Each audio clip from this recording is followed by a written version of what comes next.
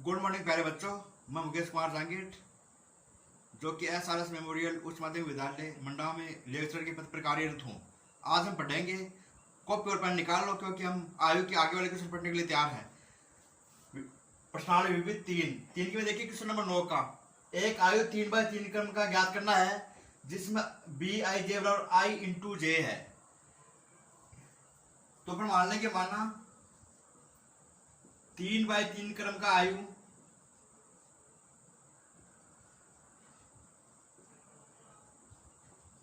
इसको मैं लिख दूं B बराबर B11 B12 B13, फिर B21 B22 B23, उसके बाद में B31 B32 और B33।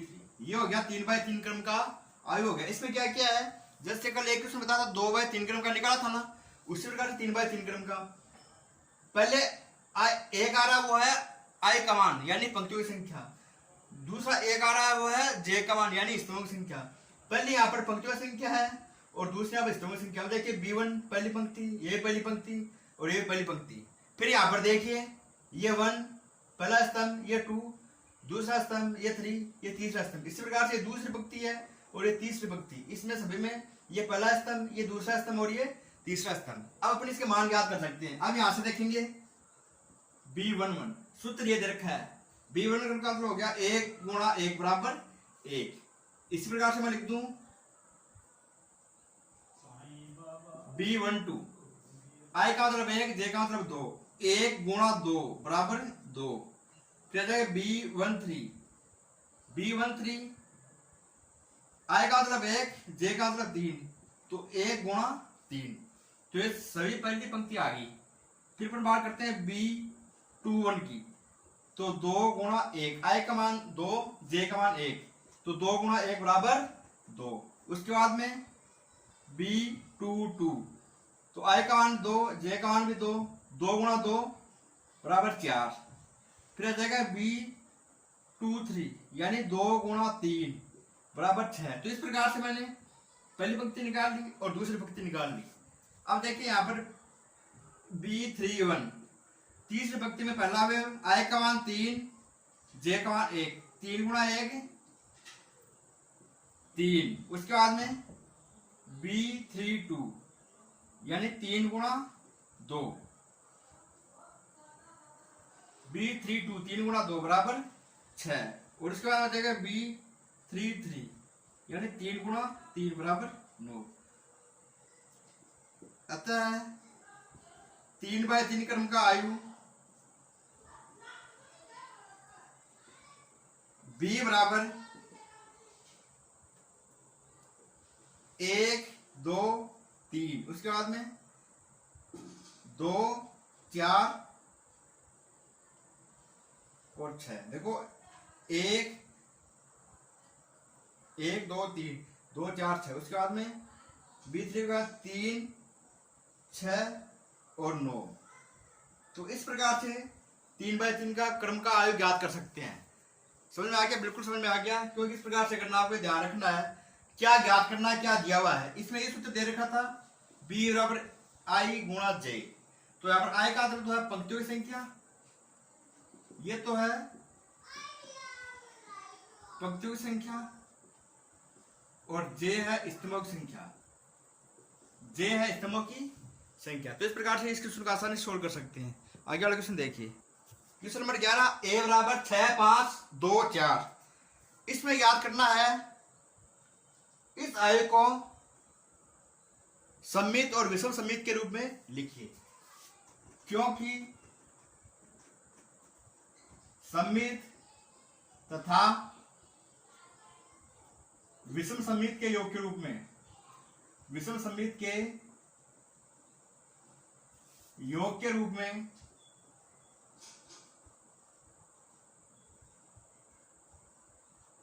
आयु है। A का मान होता है 1/2 1 + a का परिवर्त। 1/2 a माइनस a का परिवर्त। तो ये सममित योग के रूप में हो गया, ये सममित हो गया और ये विषम सममित हो गया। अब इसको सोल्व करेंगे, सोल्व करेंगे तब देखेंगे इसको। या तो सीधा कर लेते हैं या मार देते हैं। पहले यहाँ पर a का परिवर्त निकालते हैं, पहले a का परिवर्त निकालेंगे, यानी ये जाएगा 6 5 2 4 का परिवर्त। तो इसका मान हो जाएगा आपका 6 2 5 4, ये परिवर्त हो गया। अब यहां से मैं सीधा लिख सकता हूं, यहां पर देखिए आप a प्लस a का परिवर्त निकाल लेते हैं। a का मान हो गया 6 5 2 4, उसके यहाँ दोनों प्लस करें 6 2 5 4। अब इन दोनों प्लस करना है, पहली पंक्ति का पहला अवयव और दूसरे अवयव में पहली पंक्ति का पहला अवयव। 6 + 6 12, उसके बाद में 2 + 5 7, 5 + 2 7, 4 + 4 8। तो ये हो गया a + a का परिवर्त। उसके बाद में a माइनस a का परिवर्त 6 5 2 4 प्लस 6 2 5 4, सॉरी यहां पर माइनस।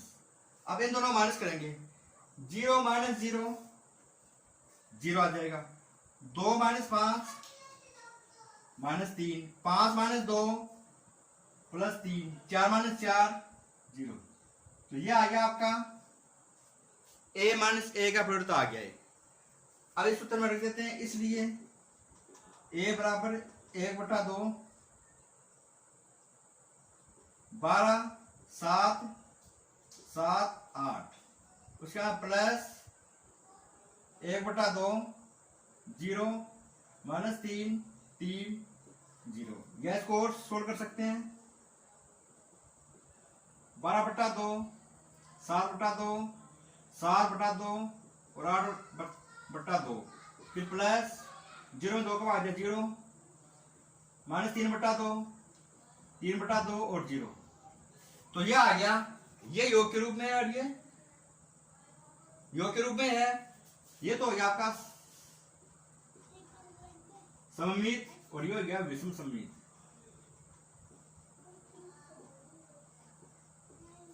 तो इस प्रकार से इजीली सोल्व कर सकते हैं। इसमें ये हो गया आपका सममित और ये हो गया विषम सममित, योग के रूप में हो गया। अगला क्वेश्चन, क्वेश्चन नंबर 12, a बराबर 2 - 1 0 1 0 1 1 2 3, a प्लस a का परिवर्त एक सममित आयु है। अब देखो सममित आयु की कंडीशन क्या होती है, क्योंकि सममित आयु में a का परिवर्त बराबर a, ये आना चाहिए। अगर दोनों मान बराबर आते हैं तब वो सममित आयु है, अन्यथा नहीं है। तो इसमें देखिए ये पूरा ये a है, इसको पूरे के मानेंगे, फिर इसका परिवर्त निकालेंगे, वो बराबर आना चाहिए। तो सबसे पहले तो मैं क्या करूं, a का परिवर्त निकालता हूं। a का परिवर्त यानी 2 - 1 0 1 0 1 1 2 3, इसका परिवर्त निकालते हैं। परिवर्त का मतलब होता है पंक्तियां स्तंभों में और स्तंभ पंक्तियों में चले जाते हैं। तो इसमें देखिए 2 1 1, यह पंक्ति थी, स्तंभ में बन गया ये। फिर दूसरा देखिए -1 0 2, फिर तीसरा देखिए 0 1 3, ये हो गया आपका a का परिवर्त हो गया। इसलिए a प्लस a का परिवर्त, अब इन दोनों का योग कर देंगे, 2 - 1 0 1 0 1 1 2 3, इसमें ऐड कर देंगे a का परिवर्त, 2 1 1 -1 0 2 0 1 3। अब योग करना आपको आता ही है, दो आयु दे रखे हैं, तो पहले आयु का पहली पंक्ति का पहले अवयव और दूसरा में पहली पंक्ति का पहले अवयव ऐड हो जाते हैं। ये योग तो कई बार बता दिया, ये तो आपको आसानी से आ जाएगा। तो देखो इसको करते हैं, 2 + 2 4, 1 - 1 0, 1 + 0 1। तो मैंने क्या किया, पहली पंक्ति को पहले से ऐड कर दिया, -1 + 1 0, 0 + 0 ये भी 0, 2 + 1 ये 3, फिर 0 + 1 1 हो जाएगा, 1 + 2 ये 3 हो जाएगा और 3 + 3 ये 6 हो जाएगा। तो यह आ गया आपका a + a का पीरियड। अब क्या करना आपको, a + a का पीरियड इस पूरे का पीरियड लेना, 4 0 1 0 0 3 1 3 6 का पीरियड। अब इसका पीरियड लेंगे, यह आ गया आपका, पंक्तियों को स्तंभों में बदल दो, इसको जो पंक्तियां है ना उसको स्तंभों में बदल देते हैं, और जो स्तंभ और पंक्तियों में एक ही बात है। अगर पंक्तियों के स्तंभ बदलेंगे तो अपने आप ही वो स्तंभ बदल जाएंगे।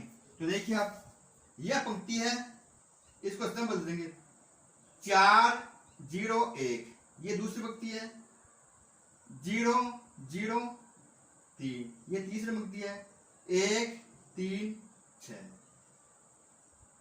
अब देखो यहां पर a + a का पीरियड 4 0 1 4 0 1 0 0 3 0 0 3 1 3 6 1 3 6, दोनों बराबर आ रहे हैं, बराबर है a + a का पीरियड। किसके बराबर आ गया, a + a का पीरियड a + a के पीरियड के बराबर आ गया। अतः a + a का पीरियड एक सममित आयु है।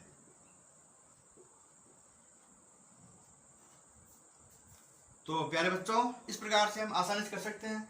इस प्रकार से बेटा इसमें तीसरा भाग करना है, विषम सम्मित।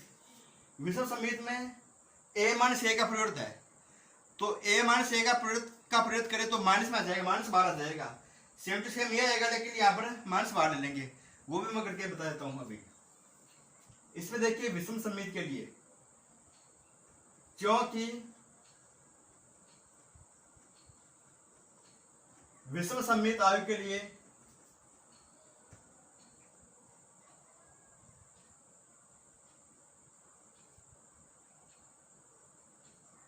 a बराबर a का पीरियड ले तो क्या आना चाहिए, माइनस आना चाहिए।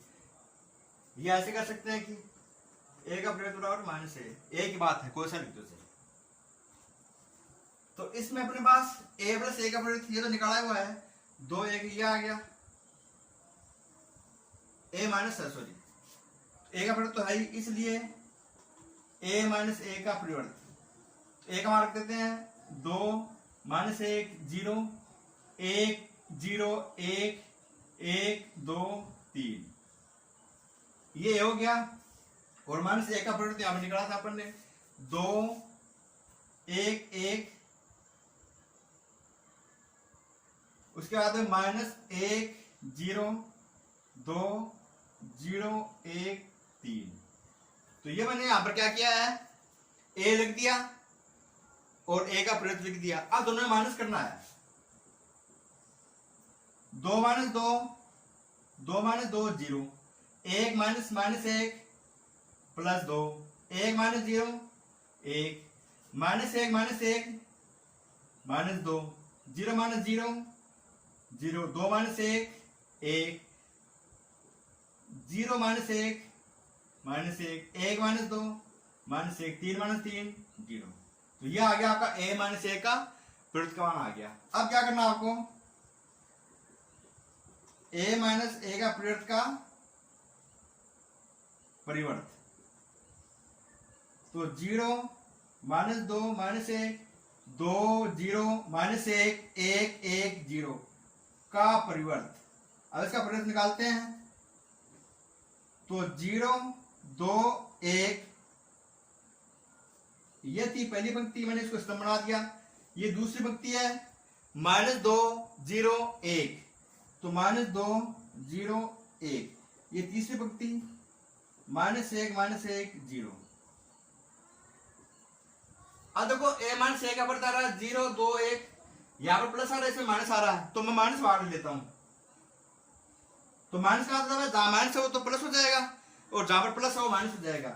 तो 0, अब देखो ये 2 प्लस का है, माइनस बाहर है तो -2 -1, ये 2 0 -1, ये +1 और 0।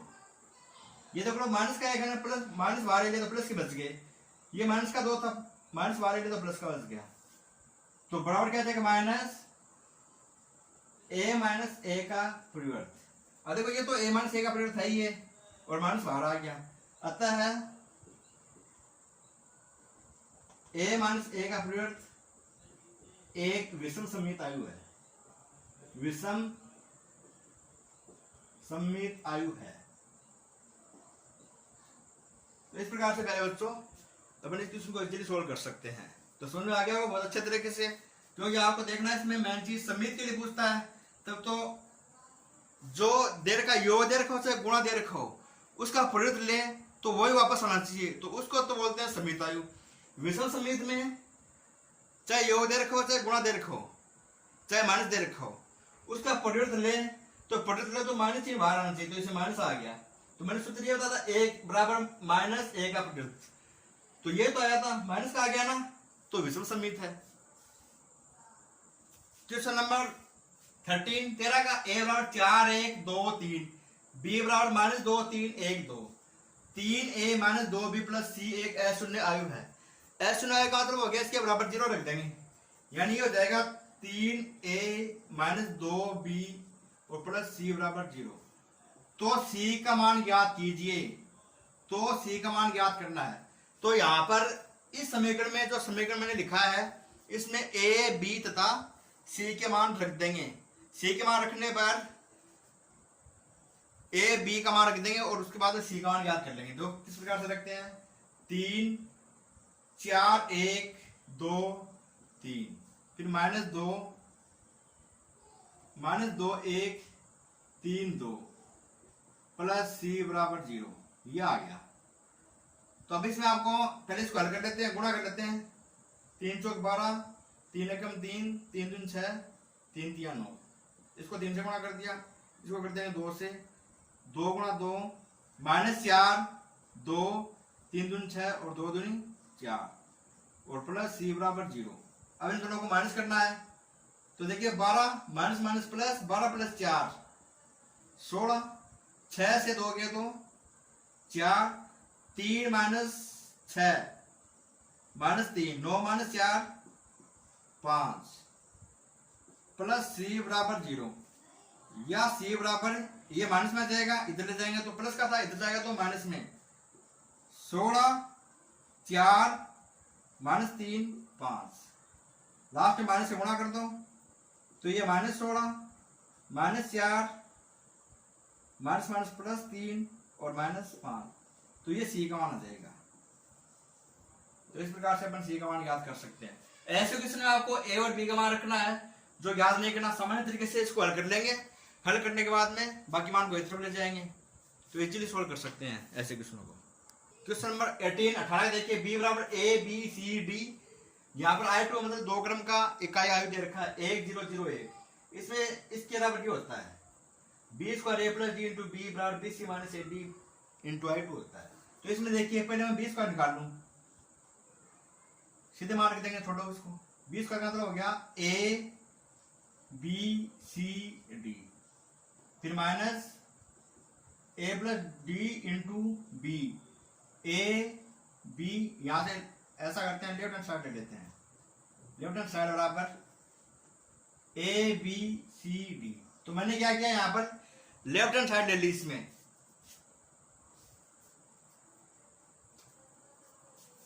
यहां पर स्क्वायर है, या इसको ऐसे लिख लो a b c d, a b c d। देखो स्क्वायर का मतलब ये नहीं है कि इसको स्क्वायर कर देंगे a स्क्वायर हो जाएगा, ये b स्क्वायर, ये c स्क्वायर, ये d स्क्वायर का, ऐसा कुछ नहीं है। यहाँ पर स्क्वायर का मतलब होता है उसको 2 बार लिखना है, फिर गुणा करना है, और माइनस a + d को अंदर गुणा कर देंगे, a + d a, a + d b, a + d c, A plus D into D, ये मैंने मान रख दिया केवल। अब यहाँ पर इसको मल्टीप्लाई करते हैं, ए को ऐसे गुणा किया, ए स्क्वायर प्लस, देखो ये पहली पंक्ति ये पहला स्तंभ, तो ए गुणा ए स्क्वायर बी गुणा सी बी सी, फिर a b plus b d, फिर यहां पर देखेंगे ये, फिर हो जाएगा ए सी, ये सी हो गया, फिर हो जाएगा प्लस सी डी, फिर दोबारा बी सी और प्लस डी स्क्वायर, फिर माइनस इसको गुणा कर लेते हैं, ए को ऐसे गुणा किया तो ए स्क्वायर और प्लस ए डी, फिर हो जाएगा a b plus b d, a c plus c d, a D plus D square, ये हो गया। अब इसको घटाना है, अब देखो इसका पहला ए स्क्वायर प्लस बी सी और इसका हो जाएगा ए स्क्वायर प्लस ए डी, तो ए स्क्वायर से ए स्क्वायर कैंसिल, यहां तो बच गया बी सी, यहां पर बच गया ए डी, तो इसको मैं लिख सकता हूं बी सी माइनस ए डी। यहाँ पर माइनस कैसे आ गया, माइनस है ना, तो ये माइनस का हो गया, ये प्लस का इसलिए कट गया, ये प्लस का ये माइनस का, फिर इसी प्रकार से आगे वाला a b plus b d, a b plus b d, दोनों समान है, घटा रहे हैं तो जीरो आ जाएगा, फिर ए सी प्लस सी डी और ए सी प्लस सी डी दोनों समान है, घटाएंगे तो जीरो आ जाएगा, फिर B C plus D square और A D plus D square. अब देखो डी स्क्वायर माइनस का हो जाएगा, ये प्लस का कैंसिल, तो यहाँ पर आ जाएगा बी सी माइनस ए डी, क्लियर। इसको घटाने पर ये प्राप्त हो रहा है। अब देखो बी सी माइनस ए डी यहाँ भी है और बी सी माइनस ए डी यहाँ भी है, जीरो साथ तो कोई भी संख्या हो सकती है, तो मैंने क्या किया, b C minus A D बाहर ले लिया, अंदर यहाँ तो एक आ गया, यहाँ पर जीरो, यहाँ पर जीरो और यहाँ पर एक, तो देखो बी सी माइनस ए डी और आई टू, तो इसको मैं आई टू कह सकता हूँ, तो बी सी माइनस ए डी और इंटू आई टू बराबर राइट हैंड साइड। तो इस प्रकार से हम इजीली सोल्व कर सकते हैं इस क्वेश्चन को। आगे बी स्क्वायर किया है, फिर इसको मैंने गुणा किया, बी स्क्वायर करने पर तो आया बी गुणा बी, ये बी स्क्वायर आ गया, फिर इसको मैंने गुणा कर दिया, इसको ए प्लस डी से सभी से गुणा कर दिया, क्योंकि गुणा का होता है सभी संख्याओं से गुणा हो जाएगा, फिर इसको काटा, घटाया मतलब काटा का मतलब घटाया, इसको इससे घटाएंगे तो बी सी माइनस ए डी के दोनों समान है, कैंसिल जीरो, ये दोनों समान है zero, B C plus D square, इससे घटा तो बी सी माइनस ए डी आ गया, फिर यहाँ पर B C minus A D बाहर ले लिया, एक जीरो जीरो एक आ गया, ये 2/2 क्रम का इकाई आयु है, तो आई टू लिख दिया इसको, ये आ गया RHS। तो प्यारे बच्चों, विविध में क्वेश्चन में 18 तक करा दिए हैं, सारे क्वेश्चन निकाल लेना, जो क्वेश्चन आपको नहीं है, डाउट हो कोई भी, तो आप आसानी से पूछ सकते हैं, तो आप अच्छे से पढ़ाई करो। Thank you.